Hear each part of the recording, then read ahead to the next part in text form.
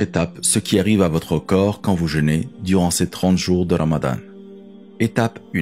Au cours des 2 premiers jours de jeûne, le niveau de sucre dans le sang et la tension artérielle diminuent. Le corps commence le processus de nettoyage. Ces quelques premiers jours sont les plus difficiles, car ils sont généralement accompagnés de maux de tête, des étourdissements, des nausées et bien sûr une sensation de faim intense.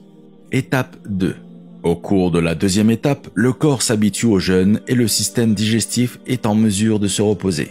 Le système digestif concentre son énergie sur le nettoyage du corps et la guérison des cellules, comme par exemple les globules blancs qui commencent à devenir plus actifs. Au cours de cette étape, les organes aussi commencent leur processus de réparation.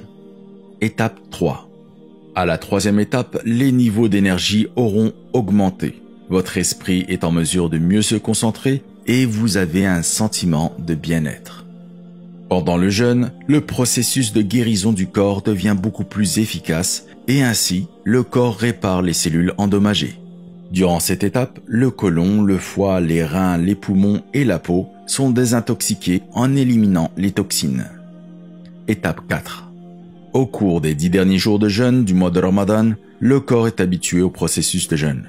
Votre corps devient plus énergique et vous bénéficiez d'une bonne mémoire et de concentration.